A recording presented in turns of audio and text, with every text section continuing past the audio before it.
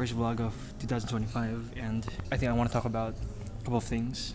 If you follow me on Instagram, I do a lot of cinematic stuff, maybe some fitness content, maybe some film content, and I don't really talk about my work. I noticed on YouTube a lot of people are starting to get on this whole vlogging trend, this whole day in my life kind of trend. I'm just gonna jump into it. So I've been building startups for around 3 years now, and I saw a major similarity between building brands and building startups. These two things that I'm building are very, very similar, and the one common thing that they both do is that they provide value for everyone. Like for example, maybe a big YouTuber like Casey Neistat. So Casey Neistat is an OG vlogger since maybe, I actually don't know when he started vlogging, but I used to watch a lot of his vlogs back in I think 2014, 15. And he solved problems of how people could vlog their everyday life. He was able to successfully vlog every single day of his life. And he took us behind the scenes of how he did it. And people just started to replicate that. People started doing their own daily vlogs. So that's one thing that I noticed. Now when it comes to startups, let's talk about a startup like maybe Uber. Uber is an app where you can click a button on the screen and then you can get a car. That's a problem that Uber solved. It isn't enough to just build a brand. It isn't enough to just build a startup. The goal also is to provide value. But on the back end of things, it looks like there's much more to it. So it isn't just about providing value.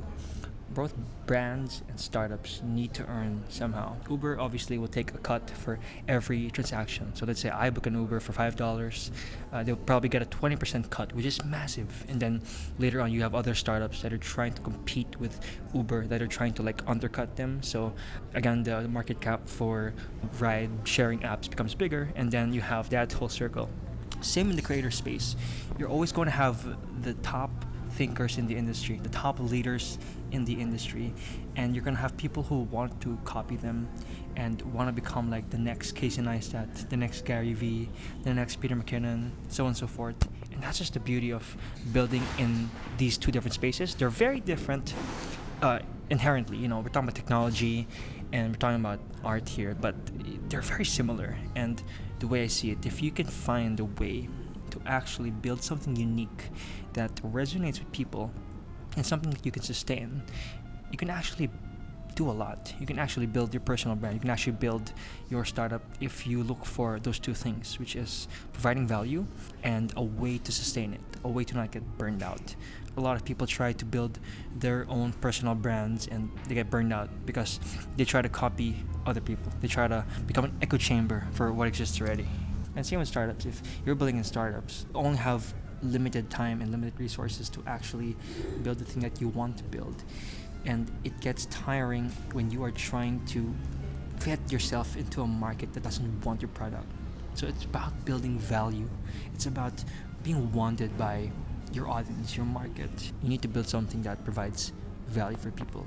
You don't want to become another wave in the ocean and the noise already of the billions of pieces of content that people are posting. You want to be unique and you want to have your own flavor. The thing that will always be the case here is that you are trying to solve difficult problems in the two different spaces. Building in these two different spaces means you have to think freely and you have to think creatively. While they are inherently different, you're doing the same thing.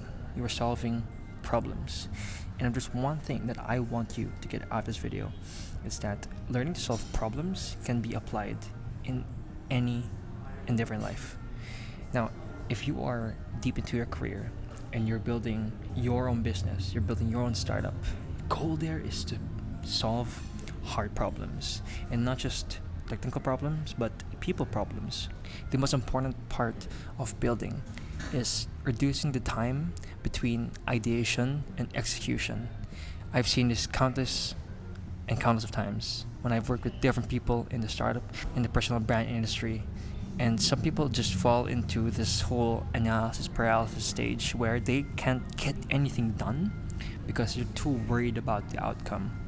And while I understand that they want to get it perfect, they want to get it working, you can't work if there is no movement. The goal isn't to get it perfect.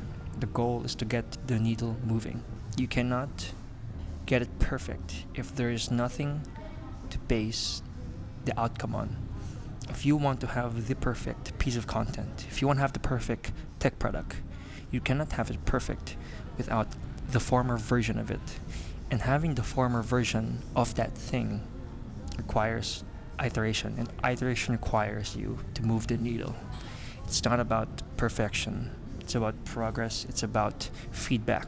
It's about doing it over and over and over and over until it freaking works. What I mean to say is that even if you had the best team, even if you had the best ideas, the best tech, without the execution, it really doesn't mean anything.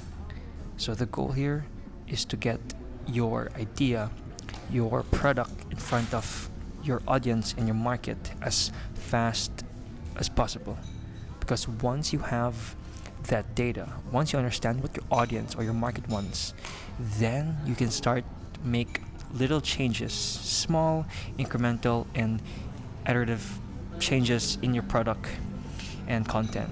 That's the beauty of building over and over again. You can actually see the progress of what you're doing, because now it's not based on what you want, it's based on what people want. And that's like design thinking 101. You have to focus on and empathize with the problem, because again, you're solving pain points. You're not solving your own problems. You found the solution to other people's problems. That's the whole purpose of building the personal brand, building the startup. And while there's no perfect way to do it, I'm more fond of action, just taking a raw action. Now, take that with a huge, massive grain of salt. Sometimes it's better to plan things, but sometimes planning too much can lead into this whole space of not doing anything. And I think that's worse than taking raw action without any planning, because at least with action you have immediate results already with the thing you want to do.